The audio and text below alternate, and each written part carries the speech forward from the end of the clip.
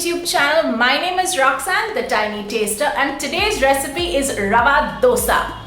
Now this is a really simple recipe. It's not complicated. It doesn't have to ferment overnight. This comes together in half an hour. The batter just has to rest for half an hour. The only tricky part is that you have to be patient and let it just cook on the pan. But otherwise, it's really simple and it is my favorite dosa. I think you're gonna like it.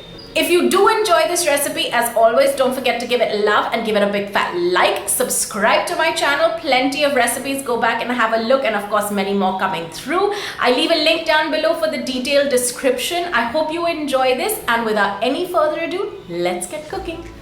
So in a bowl, you'll add 1 cup of rice flour, half a cup of semolina or Sooji, and then 1/4 of a cup of flour, just regular maida, and then to that you'll add 2 cups of water. You actually need a total of 4 cups of water, but at this stage I would add 2 and then just start mixing it through with a whisk, because if you add all the water at one time, then you'll have a lot of lumps, which you don't really want.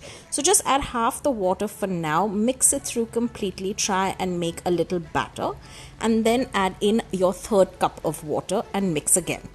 Now to this you'll add in your seasonings. I've added in some chopped onions, chopped chilies, a little salt, a little pepper, and some cumin seeds. I would say go easy on the amount of cumin seeds and onions that you put in. Of course, you could add as little or as much as you like, but too much will be a mouthful with your dosa and it'll just be too crunchy and you'll get all those seeds in your mouth and it's not fun. So maybe do half an onion and just maybe 1 teaspoon of cumin seeds. Now mix this through and then add in your final and last cup of water till you get a nice runny batter. So this is what your batter consistency should be. It has to be runny and liquidy, almost like a chaas, just easy to pour. And now let this sit for half an hour before you start making your dosa.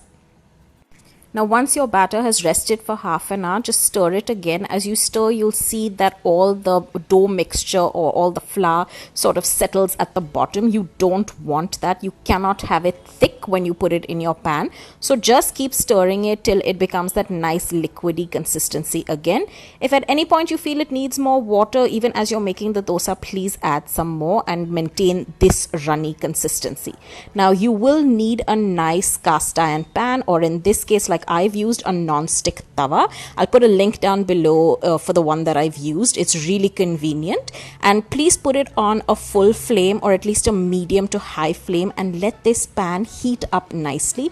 It has to be really hot. I prefer a non-stick because it's just easier for me to use, but if you're familiar with a cast iron that's well seasoned, please go ahead and do that. I've added in some oil. This might be a little bit too much. I think I added a little extra by mistake, but make sure that you oil your pan. Use a bit of an onion to sort of help smear it around so that your pan is well greased completely. And when it is nice and hot and almost steaming, really, that's how hot it needs to be, start pouring in your batter. Again, give it a nice big swirl so that there's no lumps or it's not thick and it's nice and runny, and then just pour it all over your pan, and you will see it spreads like this. It has these little holes or these little jalis in it. That's really the key for a rava dosa. That's how it looks. This is completely normal, and it's going to need a lot of patience. So at this point, just wait till it heats up and cooks well. Once it starts to heat up after a minute or so, add a little bit of ghee. I've added some dollops. My ghee had solidified, but you can add a little or as much as you want. But what this ghee will do is help the whole dosa to cook and get crispy from the layer beneath, and of course add another flavor. So just add a little bit of that and then let this dosa cook. It will take almost 5 to 6 minutes. Maybe the first one will take longer because, you know, it's always the first dosa that takes a little bit more time because the pan needs to heat up. And then if you notice, I start picking it up and heating sections. I'm cooking this on almost a full flame or at least a medium to high flame. As you can see over here, this bit, it's still bubbly. That means it has not cooked and settled yet. So because my pan is bigger than my flame, I just try and move it into sections for little bits of time so that it gets more heat and the dosa eventually cooks evenly. Now it's been about 5 or 6 minutes. You can see that it's nice and crisped up in the center, especially you can see all that brown, but the side bits still need a little bit more cooking time. The indication is this bubbling. Do you see the bubbling on the bottom, or the sides rather? That means that it is still cooking. It still needs some time. So I would maybe tilt that side towards the heat a little bit more and just give it a little bit more time, and then before you know it, your dosa is going to be completely ready. Now the trick really is that once it crisps like this, it almost sort of lifts off the pan and it's easy to flip. So I just use my spatula and just ease it off the pan. You can flip it over and cook it on the other side if you like. You can fold it however you want. I tried to fold it and then it turned out that it sort of broke a little bit in between. I try to roll it up. I like to roll it and pretend like I'm a professional dosa maker. But however you like it, plain flat, rolled up, folded, it doesn't really matter. It's going to be the same thing.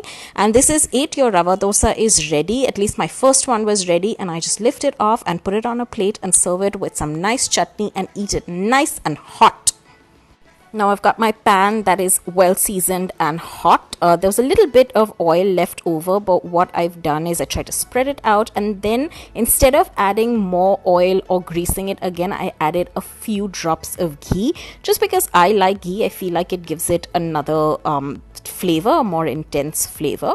So again, to this I will spoon my mixture, make sure that it is not thick at the bottom. If I need to, I'll add a little bit more water to thin it out, and then just spread it all over my hot sizzling pan and let it bubble away. Once again, as the dosa is cooking and starts to heat up, I've added in some more dollops of ghee. This helps to crispen it further and give it a nice coating underneath. Keep cooking this, especially moving it about to the bits or the sides of the pan that are not yet cooked. The indication is that it keeps bubbling, and just keep cooking this till the dosa is completely crisp.